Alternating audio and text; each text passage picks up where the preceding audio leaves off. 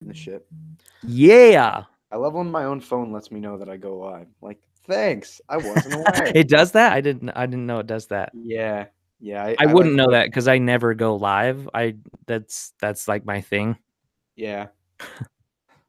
It works. I mean, I wish I like I love like when it you have like your frame that you use for behind for your show.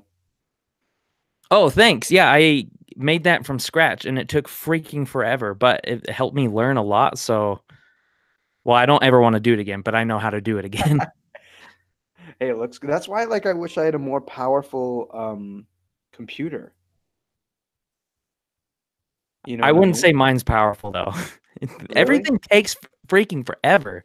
Hmm. But yeah, I'm a little spoiled, I guess. Hmm. Blessed, I guess is the word I should use. Blessed. Hey man. Let's see. Do we have anybody in the chat yet? Comic Man Jake.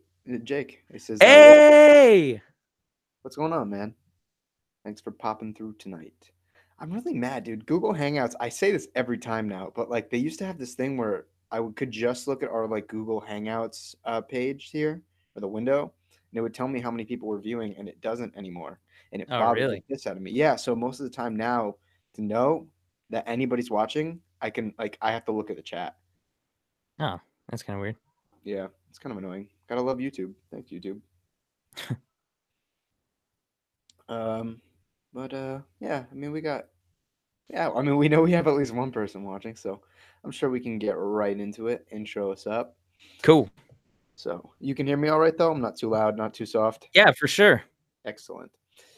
Hey guys, welcome to the 22nd episode, I believe, of Let's Talk Comics, where myself and another co-host in the comics community discuss one of the many facets of the storytelling medium that is comics.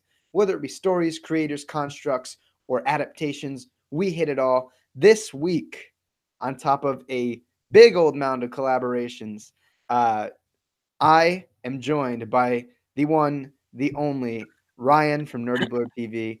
What's going on, dude? Thank you so much for hopping on over to the channel. Bro, thank you for having me. I'm super stoked for this. I've been pumping myself up. No other. Been drinking Monsters, G Fuel, listening to Rocky soundtracks. Let's get this on. Hell yeah, man. So for those of you who aren't aware, Ryan and I have collaborated a number of times and have a couple more planned out for the future. We just did one a couple days ago, which you can find on his channel regarding comic book movies and the source material and how they're adapted.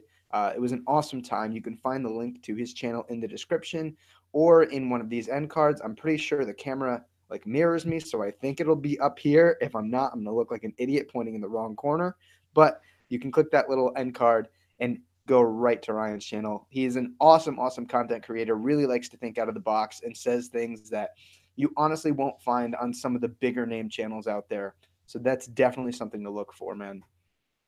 Well, thank you. I appreciate that. I just recorded something the other day and thought that was a little bit harsh even for me. So we'll see if I don't get tore down from YouTube Hey, or man. not. But I appreciate the compliment and I appreciate you having me on, dude. Oh, dude, anytime. Anytime. So, for those of you who have watched Let's Talk Comics before, you know that every week we like to discuss one comic book that came out this week that we either really, really enjoy or are looking forward to reading. Brian, I know that in general you don't like to read a lot of current stuff, but have you read anything this week that you really enjoyed or that you're looking forward to reading that you might have picked up? So this might be different for your viewers, or at least, I wouldn't say different because we all like the comic storytelling medium, but I read way more indie stuff than superheroes. I always have, I always probably will. But I actually broke the mold a little bit and read all of God of Thunder, the God Butcher from Oh, for it's so Thor. good. It's so So good. so great. It was so amazing because also it was great for me because I just recently read a 12 series novel series that kind of like hits on those same kind of overtones with many different gods and religions belonging together and stuff like that. So like it was super cool. to see that in Thor. I loved it. I'll probably read it all over again too. Dude, it's so good. I myself have been catching up on Jason Aaron's Thor: God of Thunder in order to prepare for War of the Realms. So that's awesome. Right. Assad Yeah. Rivik's artwork in those first couple volumes are spectacular. Yeah. It's I I don't know why some people look at the superhero comic book genre and say that there's no real depth or no real literature or whatever, because first off, it is stunning, but second off, it's dealing with like super deep stuff. So like I was very much for that. Yeah. Well, speaking, we actually got a little bit of a party going on in the chat room. We got Comic Boom saying, "Yo, same, some Okie dude, Second Street Marvel, the Geek Fortress, and Taylor Pector. All of you guys, thank you so much for coming out tonight. It'll be a fun time. I know we got a mixed crowd on both sides of our argument here, so that'll be really stimulating. And just to let you all know, in the card, whatever corner that it's in, at the end of the debate, there is a poll asking you who you think won the debate. Feel free to click that. I think what if I win, you have to start pulling comics. That is And if what we I win, said. did we come up? I mean, fuck, man, I'll shave my head. Like, There was one person who commented on my video, because in my video that we did the other day, you had said whoever comments something that I would have to do if I lost, then we'll consider it. And I'm pretty sure it was a ghost pepper. So I'll do it. which would suck. I will if I lose the debate, I will film myself eating a ghost pepper. Does that sound like a Oh. deal? What do you guys think in the chat? Let us know within the next couple minutes. Do I shave my head or do I eat a ghost pepper if I lose? I do ask that we not pick just because you want to see me eat a ghost pepper or see me bald. Let this be a fair argument.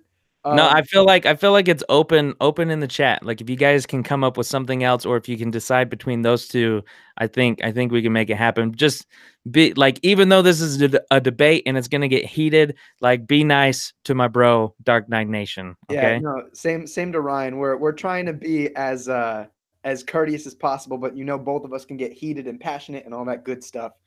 Um, but going to, I guess, my poll of the week, I have two. I think this just released this week, and it was courtesy of I'm trying to swear less, my freaking phenomenal sponsor, AJ's Comics. I got that Detective Comics 80 Years of Batman hardcover. Uh, Ooh. it kind of like documents and has reprints of a lot of first appearances of Batman's biggest rogues, including like Batman himself, Robin, Batgirl. It is beautifully bound. I'm sorry that the light is like reflecting off of the plastic because I haven't even finished opening it yet. But this looks absolutely beautiful.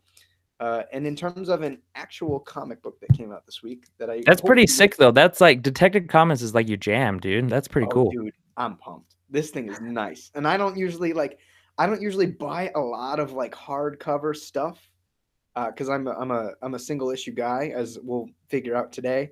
But this is beautiful. This is a beautiful, beautiful binding. And for an actual book that came out this week, I really mess with the Grim Knight one shot. It is absolutely phenomenal. I enjoyed the hell out of it. You don't even have to be reading the current Batman Who Laughs miniseries by Scott Snyder and Jock to get this. It will help you for sure. You'll get a little bit more context, but this is one of the Grim Knights technically spanning out of metal, but this character was introduced in the Batman Who Laughs miniseries. It has amazing callbacks to the history of the character, namely Batman Year One by Frank Miller, and just does this excellent job at grounding this alternate reality Batman in a total nother history and really captures the obsession of Bruce Wayne and how dangerous he can be if he's like kind of put into another direction. Who knows, Ryan? If I happen to win, maybe you pick up this book too. Now, who writes that? It's co-written by Scott Snyder and James Tynion IV. Art is by Eduardo Riso. For those of you who aren't aware, he did 100 Bullets with Brian Azzarello, and he also did Batman Broken City with Brian Azzarello. So I gotta say this. I was stalking you the other night, ah, and and I saw that James Tinian actually hit you back up on Twitter. Dabbing on them haters. Bro, I was actually pretty jealous because Tinian wrote one of my all-time favorite titles for Boom Studios, The Woods. Oh my gosh, dude, I freaking love that. And I actually have been trying to hit up Tinian for so long to come on YouTube and talk. And I mean, he's a busy dude. I get it. But like, he didn't say anything. And then he like shouted out you at the other day when you're talking about the Grim Knight. So I'm pretty jealous. Hey man, it was just luck. It was all luck. But yeah, both. I mean, awesome book. I really enjoyed it. Hopefully, I'll have my review coming out soon, much sooner than I have been on a trendy setting. But with all of these shenanigans out of the way, I want to get into this debate of sorts. So, as the thumbnail and the title will lead you to believe, this is going to be a debate about whether or not it is better to pull comics on a comic book pull list or a subscription, which will be my side of the fence. And Ryan, do you want to let the good folks of the interwebs know what you're going to be arguing for? All right. Before I get super into it, all of this, because this is probably going to get heated, I'm gonna have this disclaimer. Me and Dark Knight, we're buds, we're bros, we're friends. Don't worry. So when it gets heated, because it will, it just know that. But like graphic novels, one shots, trade paperbacks, they are for sure my jam. I have many different reasons why. We will get into that, but I am totally willing to wait longer for something like that. Trade paperbacks usually keep everything together a lot better, in my opinion. And the pull list, I feel like I'm getting ahead of myself because I've been looking forward to this. Pull list is just not my thing, and I totally get that a lot of people are into that, but it's graphic novels, especially for indie titles, and trade paperbacks for me. I mean, as someone who owns and reads trade paperbacks, I can see the appeal. But for me, it is all about buying the individual issues. I think it is part of the comic book experience. It is so genuine, you know what I mean? Back, in the inception of comic books, once it leaped off of newspapers and into their own collected pieces, there were no graphic novels. Like this is how comics were meant to be read, and how they're meant to be consumed. And I think there's just something so genuine and American about comic books. It is the only American art form besides jazz. You know what I mean? Like there's something so authentic about that. Not to mention, I think that, and the statistics will show that buying individual issues is a lot more productive to the industry, to local comic book stores, and really to the community, because it keeps an up-to-date community of people who know what they're reading and can engage in conversation. I think there's something so authentic about holding a legitimately authentic comic book in your hands, and I guess that's kind of like my little gist, my general stance on the conversation. But Ryan, since you are our great, powerful, and lovely guest, would you like to elaborate on your stance as to why you think graphic novels and trade waiting are better than pulling comics? I want to say this too. I completely agree with you. Comic books and jazz are super indigenous to the culture of America. But the thing is that, and this is another great point, is that America never really has actually had their own culture. So it is great to have something that stands out, that is different than everything else. But the problem, or at least the great thing about it, is that our culture here in America always changes, not because of fads, not because of pop culture or trends or anything. You could argue that, but it's because in America we have a lot of awesome opportunities to grow and continue to build. And when it comes to the comic book world, I mean, we'll leave jazz aside because that's evolved in itself. But like with comic books, we see it changing all the time. except for the pull list. The pull list is the only thing that is outdated, in my opinion. It is behind everything else when it comes to digital. It's behind everything else when it comes to the new publishing laws, and not only that, but like so many other things when it comes to copyright. And I think it is honestly what is killing the comic book industry. It is killing these small store owners. It's killing all of that. Yes, it's an experience. It's cool to be able to go into the store and grab something that you like, talk about it, and then meet new people as well as meet new titles to be able to do that.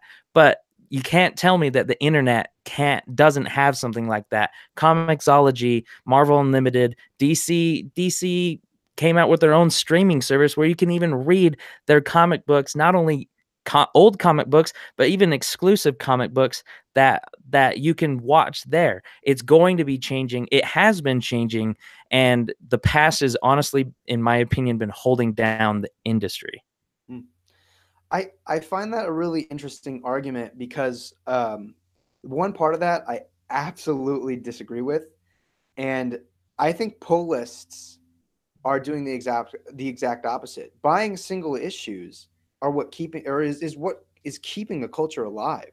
And let me start with on a couple different levels, and I'll start with what you were saying about shops. It is the most instant way to show gratification to these shop holders. If you have to wait, A, the amount of time that it takes for that story arc to finish, and then B, the remaining 2 to 3 months that come after for them to bind the story, you're waiting about 9 months to a year until since the first issue came out, assuming it's a 6-issue arc. And that really heavily affects the creators as well. If you look at the industry and the artistry, if you have someone, right, who isn't a huge name, is maybe coming off of one indie success, Marvel or DC hires them to maybe write, a small-time character, say like The Question or Hawkman, right? And they're writing an absolutely phenomenal story, but everybody decides to trade wait.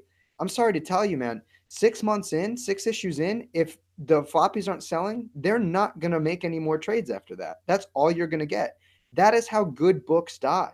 That is how good books with creators who don't have a big name yet lose out on their career.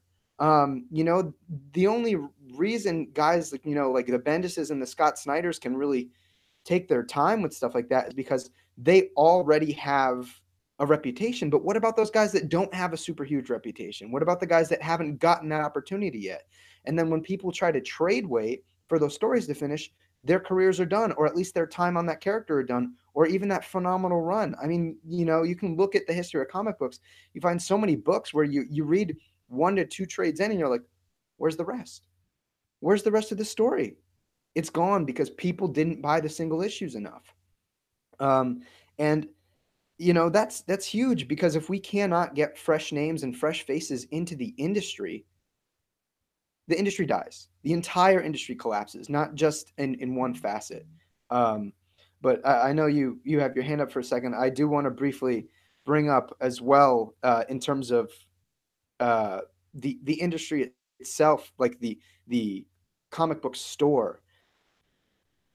Half of what most comic book stores are making are through their pull list versus trade paperbacks. That is a lot of revenue that you are removing from them. And the comic book pull list has evolved. Like, for example, plug, my sponsor does their pull list completely online. You don't have to worry about anything getting lost. You don't have to contact the store. All you have to do is type what you have to type, and they have it ready for you. And it's just as good as buying something on Amazon or buying something on eBay and having them ship it to you, because you can either pick it up if you want the experience or let them ship it to you. It's the same thing. So, for me, not only is this a big part of the culture, it is a big part of keeping it alive, keeping the industry alive.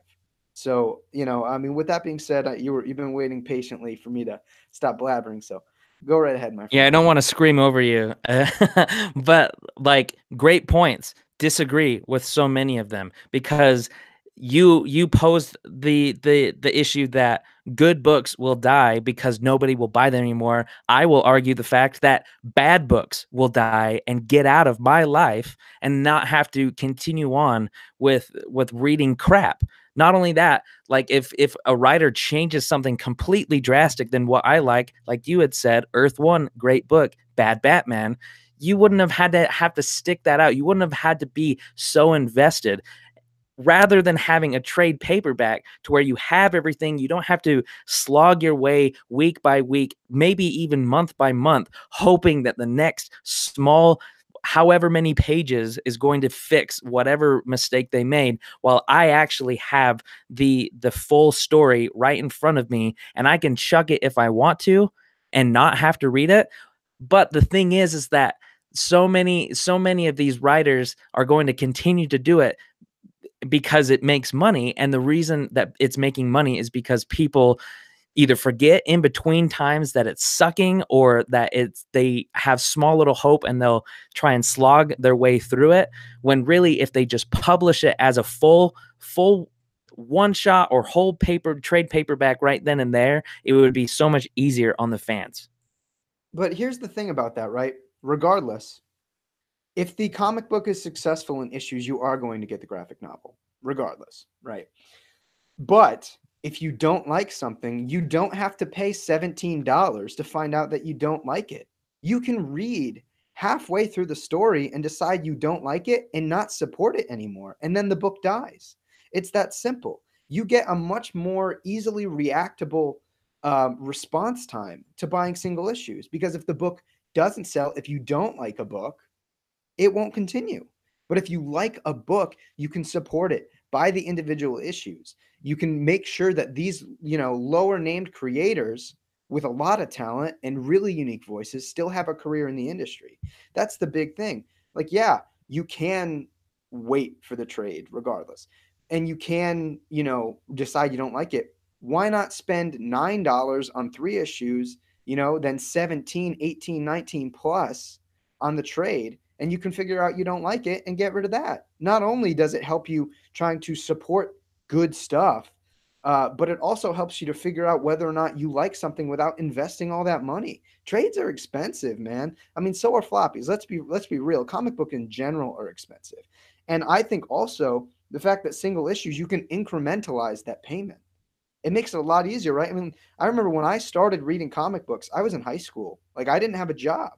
So for me, buying, especially because nowadays too, usually the first book to come out for a trade is a hardcover, which is even more expensive than a normal softcover. So if you want to wait for the softcover trade, I remember most of the time having to wait like a year until the book came out. Otherwise, I'd have to pay another $7 on top of that to get the hardcover. Like that's what happened to me when I started reading like Scott Snyder's Batman, because I started reading it when Zero Year came out. And I remember once I got to the point where like, I had to keep buying the hardcovers in order to get it within a somewhat timely fashion. And then it takes me a year to end up spending, an extra nearly $10, between $7 and $10 for the hardcover. It wasn't easy. Back to you though. The thing is that you posed a huge point that makes me really upset about this entire thing, and it's because people are way too impatient. People want it now. People want to be able to read whatever they like now. It makes sense. I totally get it. But because of that outlook, it's actually completely changed the culture of how things should be working. We should be able to have a writer write out completely like something completely full, and rather than come out chapter by chapter and even have that writer's outlook be compromised because of the backlash that they're receiving on Twitter. Back in the day, it makes sense. Like I said, the culture has changed, because back then we didn't have the internet. We didn't have YouTube to talk about, oh, this new issue, this Detective Comic issue sucked, don't pick it up. But the problem again with that is that continuity traps people into this. I know people who will be trapped down in a subscription for years because they just want to be able to keep up with the continuity. And this is a great opportunity to talk about the God Butcher in itself with War of Realms. That I was talking with a mutual friend of ours, Nerd Scum, who actually works in a comic shop himself, and he himself is even more confused about how many tie-ins and single issues that are supposed to come into this huge Marvel event. And he even said himself, as an employee of a comic book shop, that is what's killing his shop, because there's so many different things that he has to buy, knowing that probably no one's ever going to pick up the She-Hulk single issue on War of Realms, because who really cares? It's about probably 6 different other people that's going to be taking it on. The culture's changed the game. We're way too impatient. We're demanding it from the writers. Not only that, but it's just writers can all of a sudden change their mind. Right. But the culture has changed, and you have to look at how fast information travels. When it comes to those single issue tie ins, most of the time, let's be real, the graphic novel is going to collect them too.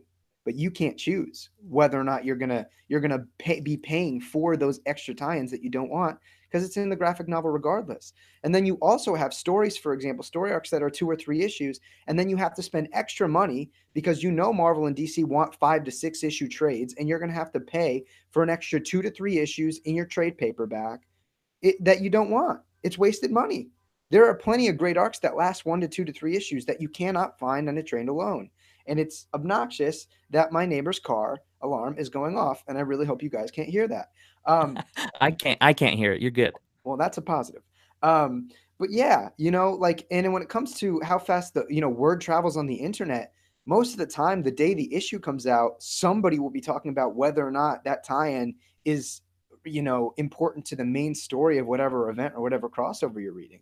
So yes, times have changed, but it also enables you to make more steady decisions. And you also have to look at the fact that, okay, maybe patience is a virtue, but that's not the culture we live in anymore regardless. And that's even irrespective to comic books. That is everything, every type of media you can possibly assume. Why do you think Netflix comes out with these entire seasons for us to binge watch? That is the trend. But at the same time, with comic books, the nice thing is you get little bits of exposure to satiate you. You know what I mean? You are not waiting to have one big meal a day. You can have 3 meals a day and satiate you so that throughout the day you are full and you are stuffed. And that represents whatever publishing period you want to look at. Again, when it comes to collecting them in trades, you can save money. It gives you a lot more choice of what you want to pick up, because if you don't like it or you're not interested in it, you don't have to buy it like in a trade where the entire storyline is collected. So I mean, it's more efficient financially, really, and in terms of collecting what you want to collect and absorbing what you want to absorb. And you pose another one of my greatest points, is that because technology and culture changes so much, who's to say that we can't only just get single issues via Comixology? Maybe even make it happier for the fans, and make single issues digitally come out before the trade paperbacks, when really what they should do is speed up the trade paperbacks so that they have them. Technology is always changing. We're going to see a better medium every single time, and I'm so shocked to find out that it's taken this long for this industry to actually get onto the digital A's. I feel like because now that it's blown up, it's only going to get so much more. We're not going to see single issues anymore. I think we're going to see it digitally. That doesn't mean that that's the better way. I think that that is the way of the future, but I will say that is the case for a good reason. And it's because exactly what you had said, when it comes to collecting all of this stuff, there's just so many single issues. And honestly, it, like, apart from being a freaking hoarder, like, someone's going to run out of room. And not only that, I know so many people who want to be able to find better room or find better ways to store everything or try and sell anything. I don't know anybody who actually sold any of the comic books that made money. That's a different issue in itself. But when it comes to actually collecting everything in itself, who's to say that trade paperbacks isn't the way of the future and digital is always going to be single issues? Right, but what you're basically saying is we can have a pull list as long as it's digital, right? Like the argument isn't digital versus physical. Regardless, you're advocating for absorbing single issues on a periodical basis, like you would in a pull box, just digitally, right? I mean, either way, I don't think comic book fans would fare very well in strictly waiting for trades without getting the single issues. I mean, regardless, and whether or not the industry should do something like is kind of irrelevant, because there's a lot of things they should do. It doesn't mean that that's going to be a functional thing that they're going to be putting into play.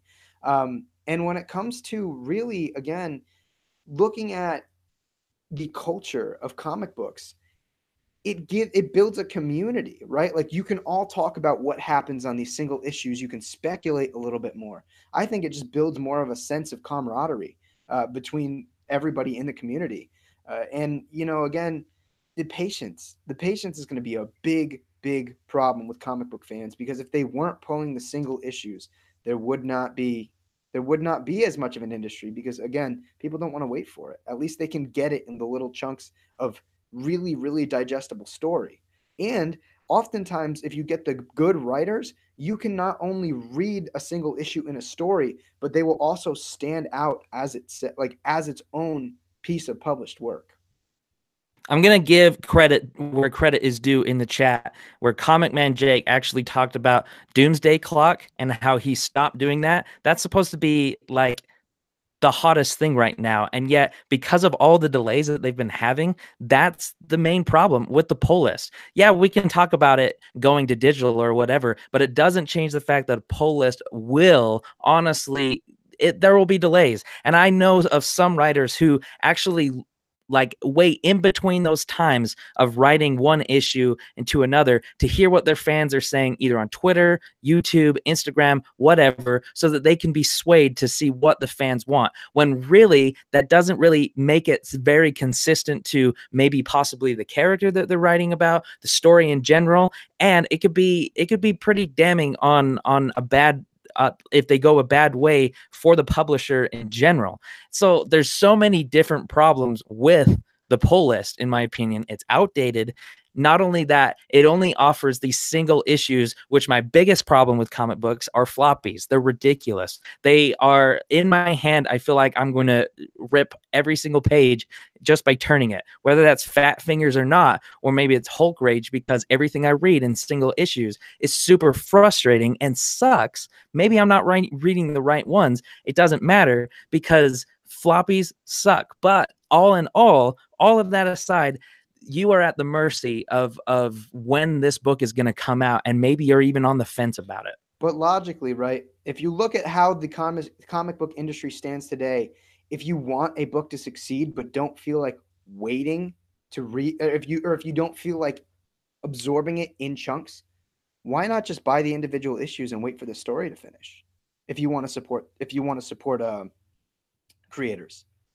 I mean, to me, for personally, like Doomsday Clock, I've put it out many times that I'm loving the hell out of that book and I want to support it. And from what I read, I loved. So I decided not to wait. I still buy the individual issues. I'm just going to read them as is, when the story nears completion. And I don't have to not support a good book. And like, fortunately for someone like Jeff Johns and his artistic partner, Gary Frank, they're big names. So that book could sell kind of bleh in the floppies and still end up being fine and finish out. But when you have, lower profile names that are doing stuff like that and you trade weight, it's dead. Let's be real. And I know, like, when dude brought up were like the single issue stories in Alan Moore's Swamp Thing, dude, if people weren't buying Alan Moore's Swamp Thing at the time, it would have died. We would not have that big, bold body of work in the legacy of comic books. And that's huge. It is absolutely huge, because a lot of those stories do consist of little 1 to 2 shots. But at the same time, Swamp Thing wasn't a huge high-profile character. If the single issues didn't sell fairly well back when they were coming out, we would not have gotten these trades. There are, God, hundreds, if not maybe thousands of stories that don't perform in floppies that don't get trades at all. They don't get collected at all. I've met many people that look for stories that they really want to read that just didn't sell, so the publishers don't find it profitable enough to reprint them in collected formats. A lot of these publishers also are really reactive. They do not want to wait 6, 7, 8, 9 months to a year to get any sort of reaction to the title. Whereas they can course correct throughout issues. You put out 6-issue, 7-issue trades, that's like you were already getting terrible responses for that one block, and you can't turn the tide of public opinion or the public's dollar without waiting another nearly a year. They are way too reactive to let that happen. I think you bring up several really good points here, and that I think tie into earlier that you were saying that I'd like to point out. I'd also like to clarify, Comic Man Jake is a fan of Doomsday Clock, as he says in the chat, and I get that, but that is my point. good writers can be killed because of this kind of stuff. You say that trade paperbacks are where good stories go to die because they don't ever end up finishing their story. That could also be said about good writers dying because they just are not doing their job and they're not coming out on time with what the public wants. And I think that like we're super at the mercy of all of that, and we're super full of ourselves because we want what we want now. Well, But but the thing is that earlier you had also said that it saves money. Trade paperbacks save money in the end. Yes, they do, and it doesn't. Now, correct me if I'm wrong. I'm going to start saying stuff that I don't know yet. You cannot get trade paperbacks on a subscription base, can you? false. False. Great. Even better. Because the point is that if you can go in and get a trade paperback full of an entire overarching story, good writers can be lost within a pull list because maybe they're not building up to the really great climax or a huge event that could grab somebody's attention. But if I have all or and the great thing about trade paperbacks is they cover one full arc. They cover an entire arc rather than the entire thing. I'm not saying to come out with an entire dictionary of the entire anthology of Spider-Man every now and then. I'm saying every arc, the way that they are, is that you can actually see where the writing is going rather than have to wait and be like, dude, forget this Tinian guy. The wood sucks. I'm out of here. If I would have done that on a pull list, I don't think I would have continued with it because it was slow. And not only that, it felt juvenile, but the entire point of that title, The Woods, was the fact that juveniles grow up into adults. They learn who they are, and that has to be done over time. And because we're impatient people who want things now, we'll probably chuck like cancel our subscription after trade 8 because there's not enough action or not. Now, some people could look at that and say, well, that's probably just not the book for you. But honestly, like if you or any of you in the chat who have actually read that title, we all know that book is freaking awesome. Okay, we don't really know that. I just know that. It's really good. No, I mean, I can't agree with that at all because it gives you a lot more reactivity when you're buying single issues. You can voice yourself with your dollar much more quickly because at the end of the day, you wait for that big chunky 6, 7 issues to come out. You could be paying for stuff you don't want, and you could just pay for one big bad chunk. If you go 3 issues into an arc and you don't like it, you don't have to buy it. There, you wasted $9. Fine. Or you could waste $17+. And again, with the events, I'm sorry, but if the only way I can get, my War of the Realms is in a collected format, and I have to read some stupid freaking Moon Girl and Devil Dinosaur tie-in that I don't freaking care about, that has nothing to do with the story, and I'm sorry, I don't want to waste my money on that.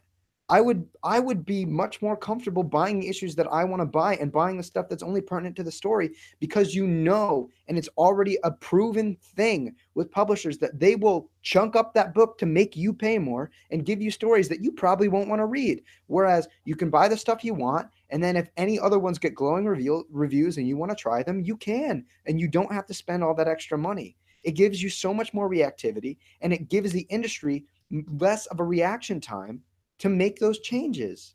That's the beautiful thing about it. In most cases, if a writer or an artist is on a book and people are complaining about it and not buying it, they will switch them off sooner rather than later. In some cases, I know there are cases like the Tom Kings and such, but regardless, no matter what, people like him would still get the book.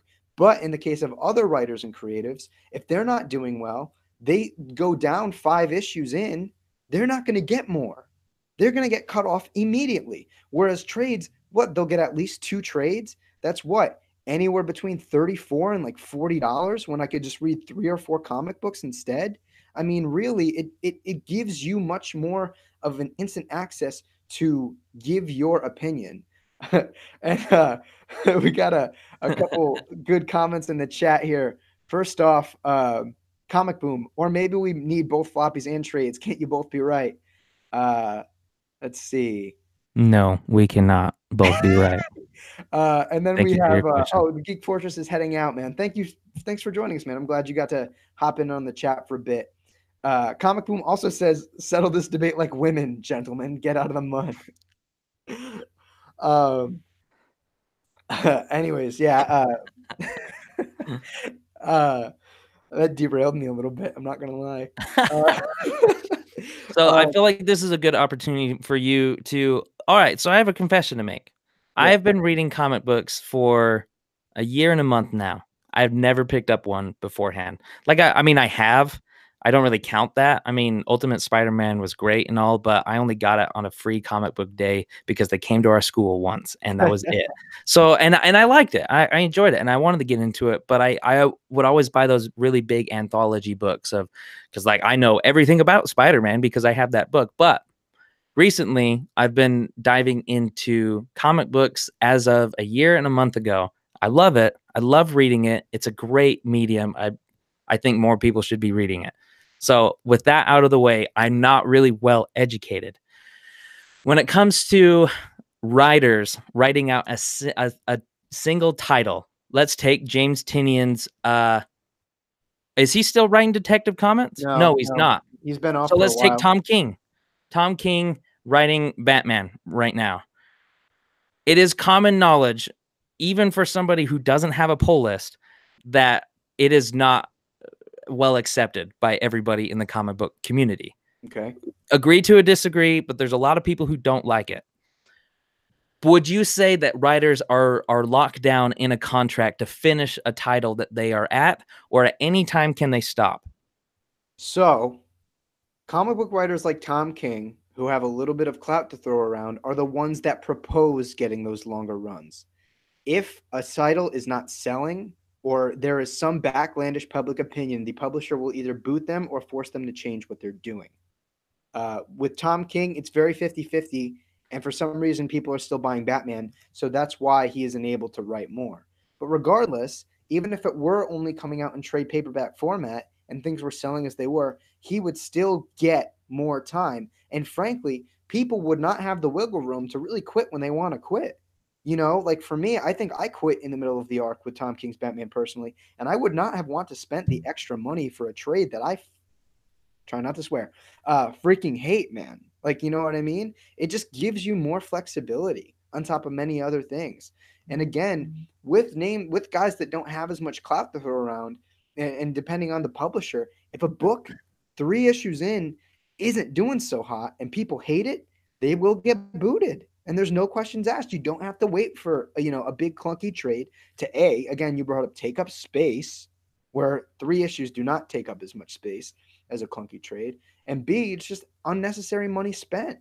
And one argument that I did want to bring up, and I hope he's still with us in the chat. Taylor earlier did bring up, he asked a question: is the popularity of decompressed storytelling hurting the single issues? I don't think so, because I think that if you go to the best writers, they are often the ones where in a single issue you get something that plays into a larger story, but you can also enjoy on its own. That's the beautiful thing when you get to the right creatives. And yeah, they're not all out there, but again, why would you be reading books from people who aren't good, right? You're not going to buy those books anyway. So the people that do their job right, I think, will tell a story that will keep you reading, the rest of the series or the rest of the arc, and that will at least satiate you to some degree because you enjoy single issues. Like Taylor, for example, I know you read a lot of you did pull quite a bit of comic books during the Rebirth era, and I know that there were some stories that came out as like one shots or 2-issue stories or 3-issue stories that we've probably talked about that both of us enjoy, right? I mean, like, for example, like the Batman Who Laughs. I've enjoyed almost every single issue. This current run of Detective Comics, every single issue I have loved and lauded over and could read them without anything coming next and be like, wow, this was fun. I enjoyed this. But together, I enjoy them just as much, if not more.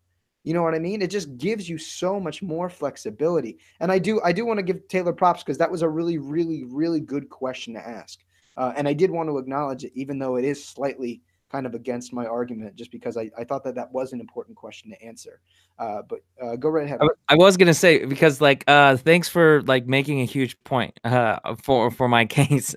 Yeah, no, it does kind of bleed in. It's kind of gray area right there. But I think the biggest thing is that, yeah, you're not going to pick up anything if it's someone that you don't like. But the problem with that, and the problem with the pull list, or at least how it's made right now and how it's going because of the culture, is that, and in the comments now, okay, I'll probably get a lot of hate for this. I don't care. But in the comments, somebody had mentioned that maybe Bendis should be writing Batman.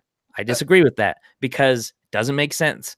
But then again, I don't really know comic books as well as other people, so maybe those people know what's up. But because I don't like that, because I look at that and say, yeah, well, Bendis is more of a happy-go-lucky kind of writer, and Batman is not that kind of a person at all. I probably will never pick that up, even if it's good. It's the polis is suffering from writers being changed so much into characters that people love, like you saw with Batman and Tom King. You love Batman, and Tom King is going completely against what you think the character should be doing. So you have to muscle your way through, because it's going all in the end. After this title's over, it's still going to be considered as continuity, no matter how bad it sucks. We all have to live with that. We have to live with the fact that Barry Allen did die, whether that's stupid or not. But whether or not it was collected in trade or in regular floppy form doesn't change continuity. Continuity will still exist regardless of if it's collected or not. So true. yeah. I have a huge issue with continuity, as you know. So maybe that should be another debate one of these days. I mean, and the thing is, like, I feel like the continuity argument to this is kind of irrelevant, just because there are original graphic novels like the Earth One stuff that come out as out of continuity stories, and you can get single issues like all these Black Label books that come out as their single issues, and you can still enjoy in continuity trades and in continuity floppies. Excuse me. But you know, I just, trades do not give you the amount of response time that you would really want, right? Like, you end up spending way more money than you need waiting for this stuff to be collected and finishing it out. Whereas, you know, the guy, like, unfortunately, like in Tom King's case, he unfortunately like has a lot of clout to throw around. But in most cases, if a book is not doing well and people don't like it, the creative team will get booted, and you don't have to wait for multiple arcs to go on. You know, it just, like I said, it increases, and especially in a world where we want the instant gratification, it gives you a much easier time voicing yourself and having yourself heard. You know, realistically, like, I love the graphic novel. You know what I mean? Like, it is great, but at the end of the day, you know, I have this little shelf of graphic novels, and I have thousands of single issues, and it gives me so much more versatility of what I want to read. Because if I get, again, a big collected trade or a big, you know, hardcover with a bunch of books that I frankly don't want to read, or that confuse me in the progression of the story, why am I paying extra money for it? Like, somewhere in there, I have Batman Cataclysm. You know how many stupid, I'm going to use my one swear word. You know how many stupid fucking spoiler tie-ins and Huntress tie-ins that I didn't want to read are in that book, and I feel like I have to read it because it's all in the trade, whereas I can just pick out the issues I want, not have to pay what I don't, cut the fat, read what I want, and really enjoy myself, and have a little bit of money to go over and maybe buy dope-ass one-shots. You know what I mean? It just gives me so much more versatility as someone who's consuming both art and a product, you know? But so we've really given, I think we kind of mixed the elaboration in with our arguments against the opposition. And I knew that would happen too, because I have a lot of problems with comic book industry in itself, because I have problems with floppies. I have problems with continuity. I have problems with freaking superhero genres. But like, when it comes down to the pull list, you don't necessarily do this in the rules of debate. You don't necessarily agree with your opponent. But I do agree with you on a lot of these things, and that is why they're still alive. But the thing is, whether I agree with you or not doesn't change the fact that because everything is changing, it doesn't mean that it'll keep it alive, the past. And I think that trade paperbacks are the way of the future, because first off, I mean, if the comic book industry wants to talk about changing the pull list into single issue floppies into full arcing trade paperback books, maybe we could talk. Maybe we could. Maybe it will happen, but I think it's going to happen digitally. Doesn't matter. But the thing is that if you talk to and I'm getting this from Taylor in the chat that sparked this idea.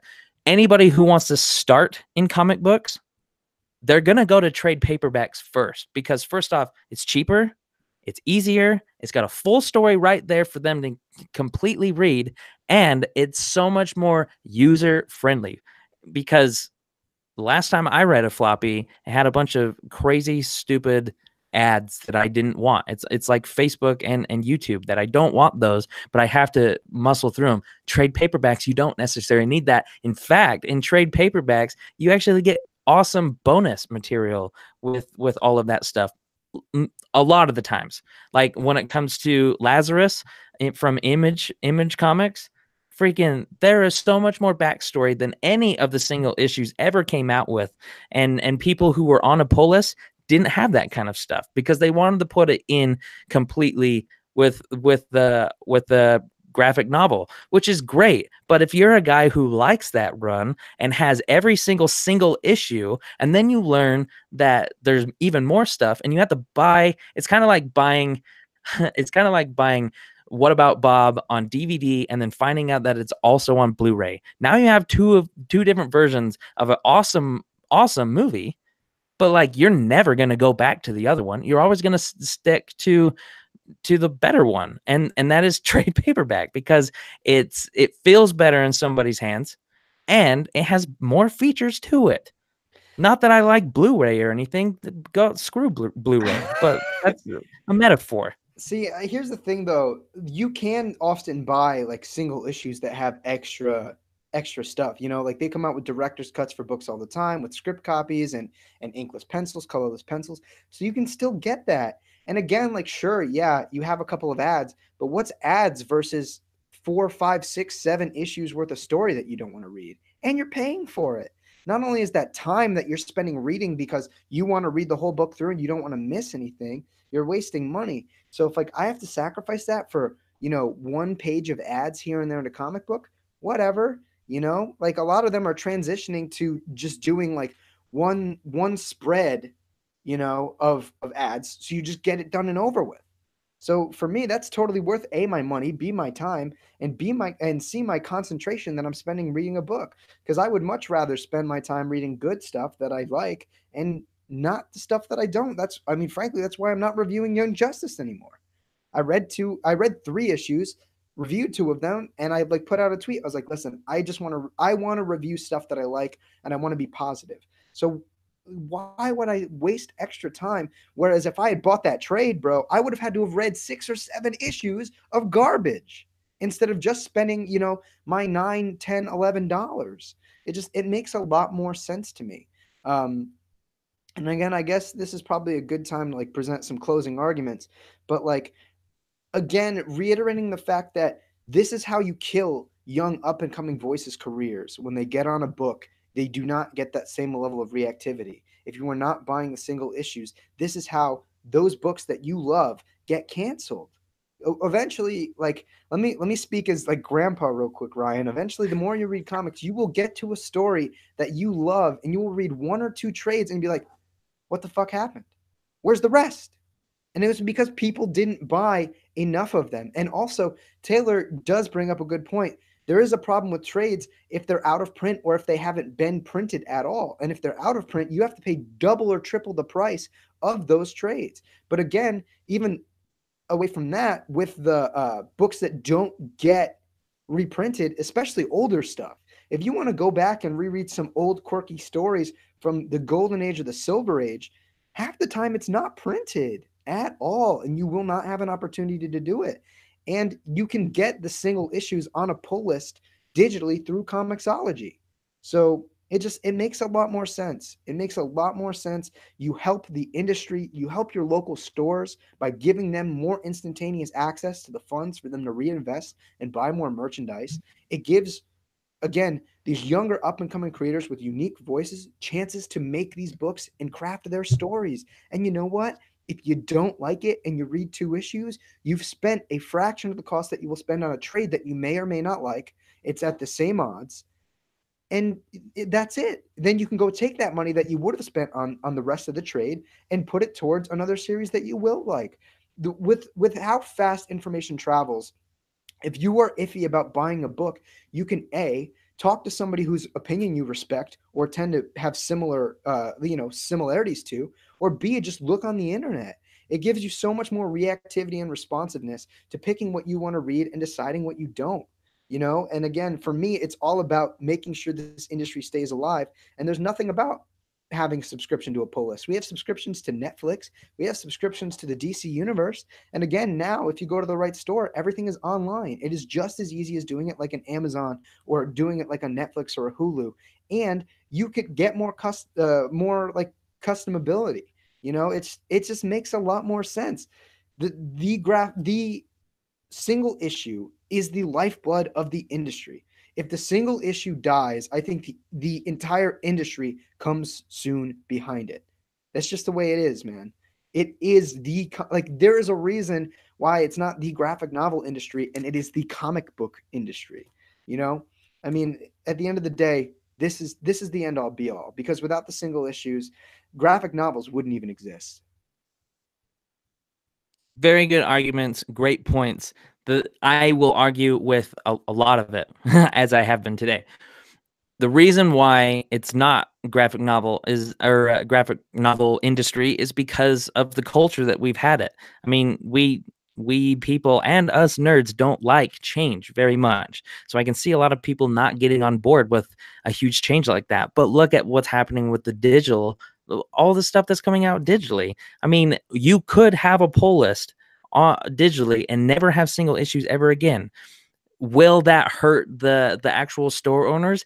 Yes and no, because all of that stuff could then come out in graphic novels. You like this online? Go to your local comic book store and buy it in a graphic novel format. It's better, it's cleaner, it's faster.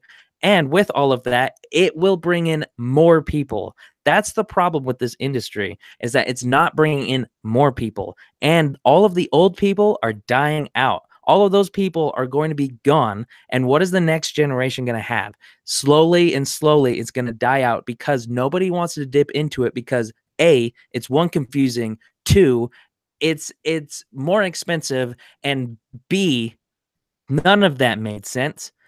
But the third reason is because I just lost my train of thought because of how ridiculous that was. But the third reason is because I don't want to call it taboo, but comic books, no matter how well they are accepted in Hollywood, they are still going to be something on the outs with the general public because it is outdated. Nobody reads newspapers anymore. And when the first thing that people think about when you say comic books is Spider-Man and the things that happened on the Peanuts in the news section or in the newspaper. And so if you change the culture, you're going to change the game. So I say change the culture, get rid of the pull list, focus on actual books because novels are actually doing freaking phenomenal, especially today. We are in a huge uproar of great authors, brand new authors. I have read several books this year from debut authors who have been killing it on their first book. And you mean to tell me that small creators, small writers in the comic book industry are struggling? Yeah. There's a disconnect there. And it can't be because of the graphic novels. It's because of the old ways. And the pull list is number one. See, I will just give a brief rebuttal to that. Firstly, when it comes to comic book writing, is entirely different from writing prose. There is not a thorough level of education around writing comic book scripts and comic book stories as there are writing prose. It's very rare when you can go to a college and find a class, nevertheless, just studying graphic novels, not writing them or workshopping them. So that's because of the level of education that surrounds it, A. B, when it comes to the comic books and the graphic novels, it gives them flexibility. You can read 1 to 2 issues and they will get a response like that, and they can change their scripts and make their stories better, make their characterization better, and overall craft a better story. Again, it's the responsiveness. It is not what's killing the industry. It is the lifeblood. And there's a reason that they haven't gone away, because a lot has changed in nerd culture. A lot has changed. And look at how quick things do change, whether it's collectibles or the style of collection, you know? Believe it or not, like, yeah, nerds hate change, but it happens a lot in pop culture, especially in geeky culture. So I think that if comic books as floppies were dying, I feel like they'd be dead already. Let's be real. And a lot of the time, you have so many more options when it comes to it. It's that's why I can't agree really with the sentiment on the novels, because there's a lot more education around it. People aren't taught whether it's a rumor or not, Disney has already been saying that they're going to shut down Marvel Comics. Marvel Comics, a comic book that everybody knows from first name basis because they believe that it's not doing well. Now, I know that Disney is in the animation and movie business over anything else, but I think that they've been around enough to know how business works. Now, rumor or not, if you were to ask anybody on the street, if you think that the comic book industry is doing well, I honestly think that 75% of the general public, whether they've read a comic book or not, will say that it's an already dead culture. But here's the issue when you bring in general public, and there's also an issue when you bring up speculation. A lot of issue with speculation because it's not grounded on anything. It's frankly kind of like it's a weak argument because anything could be speculated. Anything could be speculated. I mean, there were speculations that Rick Remender and what's his name, Jonathan Hickman were coming to DC 2 years ago. If we were to take that as fact, I'd be one upset boy that they're not at DC right now. And B, what was the second thing you said? I'm sorry, I lost my train of thought. I don't know. I forget things as soon as they come out of my mouth. You had mentioned, let's see, you mentioned the guess. See if somebody can remember. I was hoping somebody in the chat would remind me because you mentioned the speculation, and then you mentioned. Oh no, I don't remember. I did mention the fact that if you were to ask new people, like if new people wanted to get into it. General consensus doesn't mean anything to me because 3 years ago, more than half the country voted for Donald Trump. So I could really, frankly, without getting too political, general consensus doesn't matter because the general public is fairly ignorant to the industry and what they're doing. Even a fairly veteran comic fan will look at diamond numbers alone and not realize that none of the diamond numbers encapsulate any of the digital sales. And digital sales for comics are fairly big right now. So it doesn't give a lot of credence to look at general opinion or general thought about anything because, again, the general public is really ignorant to comic books, and even most comic book fans aren't as well informed, and even veteran comic book fans that know the industry almost inside and out, when they look at sales numbers, do not consider digital, which is a big fraction of the total sales. So I don't think that that's super grounded. But before we do close out, I did want to let everybody know and remind them to vote. It's up here. You can click that little I button. There should be a poll who you think won this debate. Please click it sometime before we close out the show so we know who won and who has to do what. But overall, I think that this was a really good argument. I think, Ryan, I give you a lot of props because I know you haven't been reading comic books for very long, and you did present some really, really great points. With all things aside, irrelevant to my argument, clearly graphic novels are beautiful things. I love collecting them. I love visually having them on my bookshelf. But again, I do. There is a reason why I stand by comic books in the individual floppy issues, and I am that new generation of reader that you brought up before. That is me, the one who you would think finds this obsolete. But overall, man, you presented a good argument. I have a lot of respect for you. It was really great getting to have this conversation in this type of discourse without screaming at each other and getting super political. And I really just appreciate being able to do something like this, man. So thank you. Yeah, I held my tongue back big time when you brought Trump up because I have no opinion on it, but I could say lots of things. But and they could be positives. You don't know. They could be negatives. Who knows? I'm conservative as AF. So whatevs. But that aside, I do want to remind everybody who is going to be voting that yes, I am new to the industry. Yes, I was willing to have this debate when I am not educated well enough. But the thing is that is what my biggest point is. I hate to be the guy to have the last word. You can say something afterwards too. But like, I wanted to get into this because of how great the movies have been lately. And when I first went to the comic book shop, it was so mother freaking confusing. It was so confusing whether that was my shop or not. It doesn't matter. It turned me off to everything. So this industry, if it wants to bring in new people, it needs to change. And my argument was the fact that it needs to be the pull list. Come with the times. Yeah, I mean, here's the thing, and I'm not gonna speak at depth because I don't want to present something and not really have, let you have like anything to say. I feel like the last word's always awkward. I will just say I am also considered part of that demographic, and I actually found comic books through individual issues. So that's the only thing I'm gonna put on that, is that Cool. I I think, was kind of hoping that you would say what you started with too. It's yeah, kind of interesting. It's an interesting perspective. I did start with floppies. That was my thing. But regardless, I think, arguments being said, make sure everybody goes votes. I think both parts of the industry are amazing. You know what I mean? I don't think this argument that we're having, either of us are saying that either one of these forms of absorbing this material are terrible or bad by any means. These are just arguments that we happen to feel like we feel like one is more important than the other. You know what I mean? Like, clearly there's something visually amazing about having something hardcover that I can put on my bookshelf.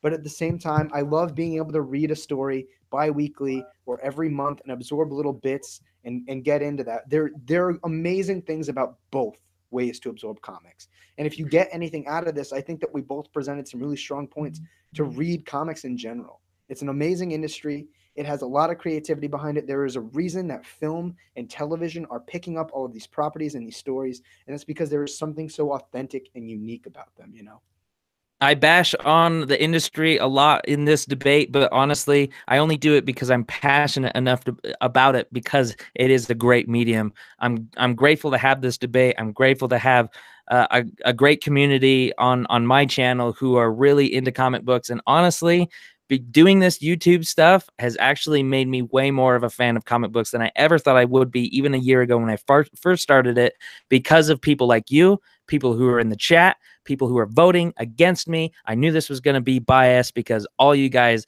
are friggin' huge comic book nerds. Of course, you're not going to go against your roots, but this has been fun either way. Just a reminder, if I lose, when I lose, I'm gonna be getting a poll list. Let's talk about real quick what you recommend if that's the case, and I will do a video on that. Just a reminder as well, Ghost Pepper to you if you lose. In terms of recommendations, I have been screaming and yelling about how good Detective Comics has been under Peter Tomasi. I think it is a phenomenal segue. If you have no experience into Batman, if you have some experience into Batman, if you have a lot, it just embodies who the character is, what the legacy is, and the storytelling. I think it's absolutely phenomenal. I can't recommend it enough. One book that Taylor Pector turned me on to, I will give him credit, was Criminal by Ed Brubaker. I guess it's like this new wave of storytelling. It's an Image title. I know you like your indie books, so you know what I mean. That is a great way to get into it. I would recommend, if you can, going back and reading Hawkman, because if you know nothing about him, the story's been great, and it's been a great way to indulge new fans and get you into the legacy. For sure, anybody in the chat right now, if you have any great suggestions for somebody who hasn't gotten really into pull list yet to read, please make suggestions.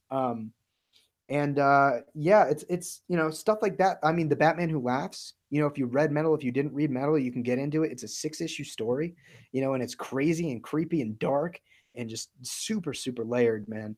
So I couldn't recommend stuff like that enough. But any time of the day, I'd be more than happy to give you suggestions. Cool. Well, thanks. This has been a lot of fun, and I feel like I have a lot of different issues that are outside the poll list. So if you ever wanted to have another debate, maybe possibly about how much I can't stand the superhero genre, or maybe even continuity in general, which in my opinion go hand in hand, I'd be down, bro. Dude, I'm I mean, always DTF for I that. would love to have a conversation about continuity sometime, because like For me, and I will briefly say, continuity was kind of the thing that got me interested in comics because I got into it and I was like, I don't know what the fuck's going on, but it's so deep and layered, and I want to get into this and I want to have all of this stuff that I can get into, and I think it gives you a lot of like branching off points to get into others. But that's a conversation for another time. If you guys aren't already, please go down in the description below or use the iCard as well, where you went to vote. You can go check out Ryan's channel, subscribe. He is the freaking man. We just did a collaboration that he posted up yesterday. And it was a conversation about adapting comic books to film and television and general media, mostly to film. But it was awesome, man. Like I had a really good time chatting with you. And you and I have collaborated like 2 or 3 other times before that, and all of them have been super, super fun. Yeah, man, it's been awesome. Again, you can tell Ryan is very much a forward thinker, presents these really, really interesting ideas. And like that's the type of content that I like to watch personally. So you guys make sure you go check him out. And uh, so I guess we can pretty much assume that the voting is over. We are at the end of our wits. Let me refresh this so everything is good. Oh, we can see that. We can see if I lost I don't know if you can. miserably or not. I know. I mean, I can, and I can always take a picture of it. But yeah, if you go, like, I would say refresh the video, like go back, click into the video, because I know I've had to click to update it. And then if you click the iCard for me, I don't know if it's just because I'm hosting it, but Oh, okay, yeah. So we're gonna be doing a poll list, I guess. yeah, it's so from what I can see, just refreshing it, I have won 71% to 28%. So you did get some voters. I mean, there were people arguing for you in the chat. And that's Yeah, I'm why sure it was my mom. I'm sure my mom voted for me. it's also the argument too, like maybe some people got swayed to your side, maybe some people got swayed to my side and voted that way. But either way, man, I had a really great time just chatting and being able to have this level of discourse, and I have a lot of respect.